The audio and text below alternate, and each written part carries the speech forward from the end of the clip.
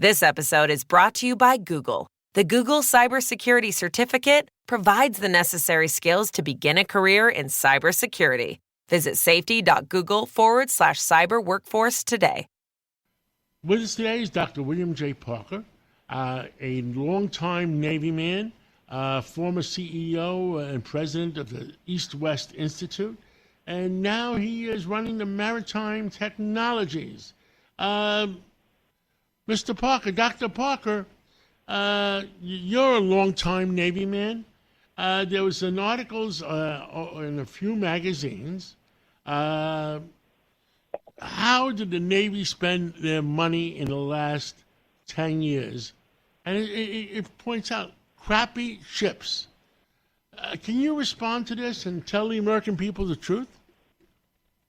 Absolutely. Always tell the American people the truth. And first of all, I would say that I don't represent the Navy, but here's some insights on it. I think that LCS as a big picture is a bit of a distraction over the bigger issue of shipbuilding.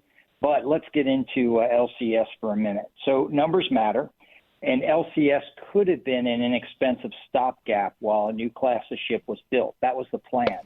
More modern than the Arleigh-Burke destroyer, which is currently our workhorse.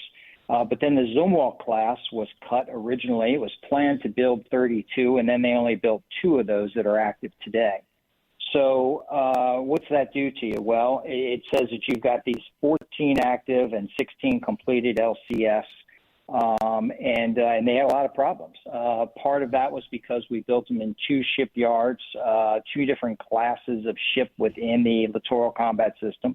Part of it was because we tried to slap a whole lot of things on them and make them things that they weren't.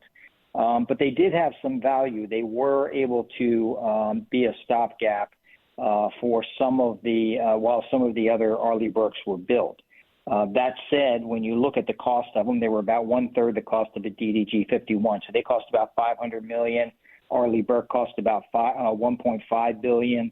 So we continue to build the Arleigh-Burke, and LCS has a lot of problems. I will tell you that every class of ship that you build has problems when it's first built. So when the Arleigh-Burke class, Arleigh-Burke destroyer was first built, they called it the already been broke class. And it was. It had a lot of new systems that had never been tested at sea before, and the Navy got it right pretty quickly, and that was not the case with LCS.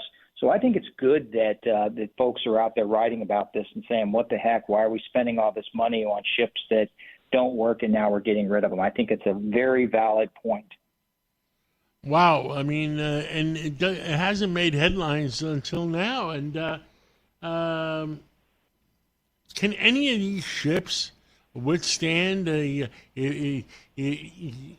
the enemy shoots hypersonic missiles at it? Is there a defense against hypersonic missiles yet? Well, there is defenses against hypersonics and just about every other weapon systems that the ships have. But remember, a littoral combat ship was really built to do very specific plug-and-play things. So you built this LCS, and then you were going to be able to plug in a surface warfare component or an anti-submarine warfare component or a missile component specific to a specific mission. So they were smaller, supposed to be plug-and-play vessels.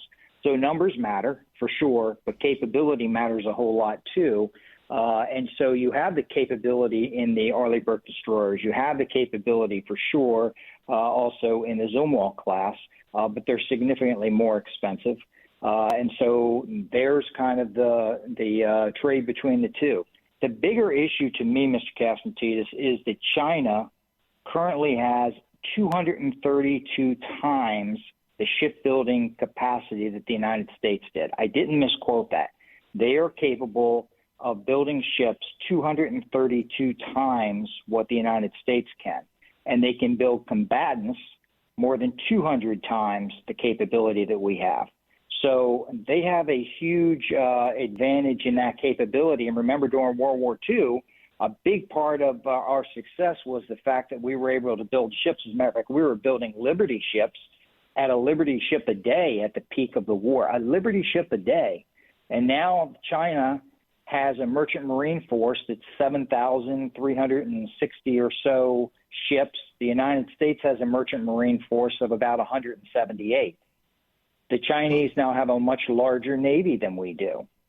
So numbers matter. Say those numbers again, because I'm not sure I caught them. Say those numbers again.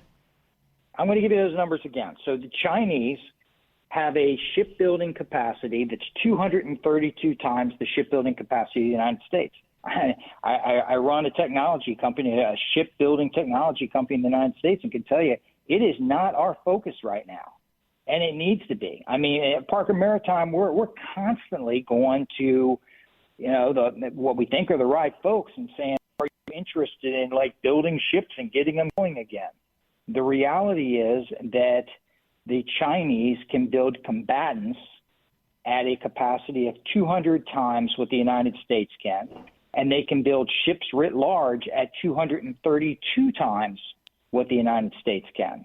You take that in addition to every commercial ship that's built in China that's going to operate in China or Chinese waters, they make sure that they are built to military standards so that they can carry military equipment, that they have the right roll-on, roll-off capability, the right tie-downs, et cetera, in case they go to war. We're not focused on that. Wow. All right. That's a lot of information, and I think we got to let it sink in a little bit. And I'm sure we're capable of catching up, but at what point? John, we are capable of catching up, and quite frankly, it's shows like yours that allow people to understand what's going on out there. So when you think of the fact that 90% by volume and 85% by value of everything that moves around the world goes by sea, if we make that assumption, which is a fact, by the way, and we make the assumption that we are still going to be a maritime nation in the future, we have got to get our shipbuilding capability back on track, and we have to do it quickly. And as a matter of fact, I'd ask your listeners right now, go walk around wherever they are, walk around your room, reach around inside your car, wherever you are, pick the first 10 items that you can reach and see how many of them are made in the United States. And I think you will be, I would be surprised if more than 2 or 3 of them are. And we have got to get back to building things in the United States of America again. If we do that and we get our shipbuilding capacity back up, we will be able to fix this other issue, because it's a national security issue not to be able to build enough ships and not to be able to build the capacity that we need. Dr. William J. Parker, thank you for your service in the Navy. Thank you for everything you've done, and thank you for continuing to speak out for the United States of America, and we'll catch up with you again real soon. Thank you. It's always a pleasure to be on your show, John.